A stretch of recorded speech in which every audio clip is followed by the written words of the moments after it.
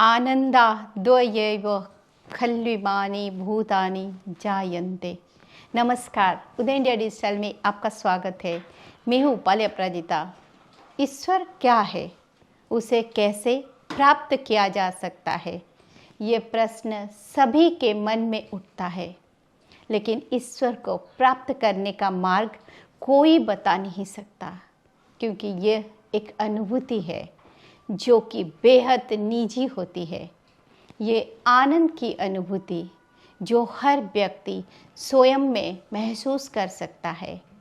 इसी आनंद की अनुभूति को ईश्वरानुभूति कहते हैं। दुनिया में हर तरह की कला, साधना, विकास आदि का चरमोत्कर्षक आनंद की प्राप्ति होता है। इसी आत्मिक आनंद को ब्रह्म अनुभूति कहते हैं। आनंद शब्द का शाब्दिक अर्थ है प्रसन्न होना, मौज मनाना, सुखी होना आदि आदि।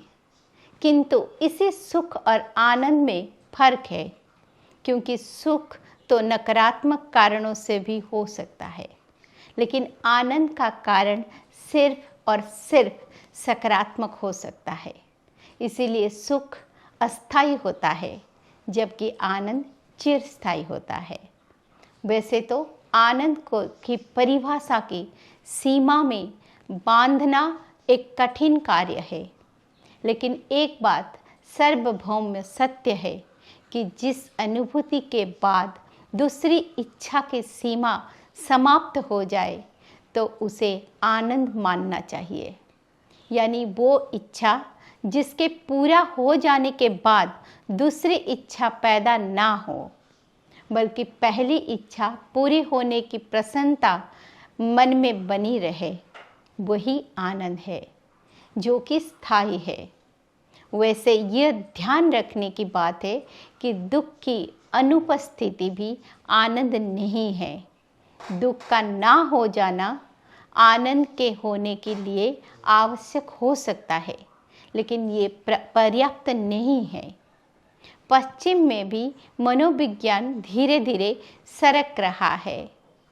सिगमंड फ्रायड ने जहाँ मनोविज्ञान को छोड़ा था, वो उससे बहुत आगे निकल चुका है। पश्चिमी मनोविज्ञान अब इसी दिशा में काम कर रहा है कि हमें इस बात की फिक्र नहीं है कि आदमी सिर्फ स्वस्थ हो। जरूरी है कि स्वस्थ से ज़्यादा आनंदित होना। आनंद से नाच उठने के लिए भीतर कुछ संपदा का अनुभव चाहिए। नाचने के लिए भीतर कोई किरण उतरे, कोई गीत उतरे, कोई धुन उतरे, जीवन को कोई सुराग मिले रहस्य का, झलक मिले परमात्मा की, तभी कोई नाच सकता है। दुनिया बहुत लोग स्वस्थ है, उन्हें कोई दुख नहीं है, फिर भी उनके जीवन में कोई आनंद नहीं है। उनके भी चिंता करने की पड़ेगी। जिनके जीवन में दुख है तो समझ में आता है कि दुख की वजह से आनंद नहीं है, लेकिन दुख भी नहीं है, आनंद भी नहीं है। बस रूटीन पर जीवन जिए जा रहे हैं। ये दुनिया के अधिकतर लोगों की स्थिति है, जिसे दूर करने का काम बड़ा कठिन है। एक आदमी को जीवन में सुविधा मिल जाए, स्वास्थ्य मिल जाए, रहने की अच्छा मकान मिल जाए, रोटी रोजी मकान का इंतजाम हो जाए, ये तो सिर्फ आनंद प्राप्त होने की तैयारी है। इतने में से तो केवल आनंद के बगीचे की तैयारी हुई है। अभी बीज नहीं बोए गए हैं। अभी तो आनंद के लिए अंदरूनी सुख की तलाश जरूरी है, जो कि सिर्फ अंतरात्मा में गहरे उतर करके ही प्राप्त हो सकता है। इसे प्राप्त करना पश्चिम दुनिया के लिए अभी मुश्किल है, लेकिन हम भारतीयों ने आनंद की अनुभूति चख रखी है। हमने आनंद का विज्ञान निर्मित किया है। पश्चिम का विज्ञान केवल दुख से कैसे छुटकारा हो यही तक सीमित है। इसीलिए पश्चिम में दुख से छुटकारा होने के बाद भी लोग बड़े बेचैन हैं। दुख तो जा चुका है, लेकिन सुख आता दिखाई नहीं पड़ता।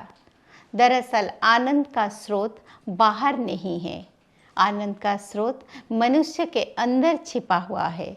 धरती के सभी आनंदों को यदि मिला दिया जाए तो उसकी अपेक्षा असंख्य गुणा आनंद ब्रह्मानंद में प्राप्त होता है। जिसने इसे प्राप्त कर लिया उसका जीवन धन्य हो जाता है। इसे ही आध्यात्मिक आनंद का नाम दिया गया है। ब्रह्म ज्ञानी और तत्वदर्शी संत को प्राप्त आनंद की तुलना किसी भौतिक आनंद से हो ही नहीं सकती, जिसका सीधा संबंध ईश्वरानुभूति से होता है। इस आनंद का मूल आधार है सत्य। इसके बाद दूसरा चरण है चित्त का शोधन। इन दो क्रियाओं के बाद स्वयं ही आनंद की उत्पत्ति हो जाती है, जिसे सच्चित आनंद कहते हैं। इसे महसूस करिए और जीवन को धन्य बनाइए। ओम तत्सत।